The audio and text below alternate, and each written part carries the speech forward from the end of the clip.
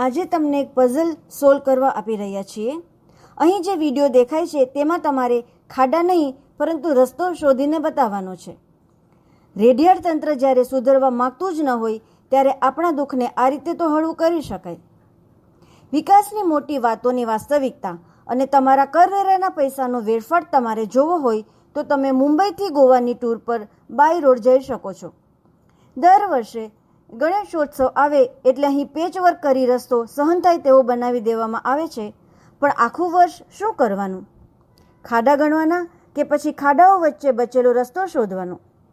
મુંબઈથી ગોવા કામકાજ માટે અને પર્યટન માટે લાખો વાહન ચાલકો આ રસ્તા પરથી જાય છે, ત્યારે દરેક વખતે માત્ર વાયદાઓ જ મળે છે, પરંતુ લાંબા સમયથી બિસ્માર એવા આ રસ્તાની હાલતમાં કોઈ સુધારો આવતો નથી તેવી ફરિયાદો વારંવાર થઈ રહી છે।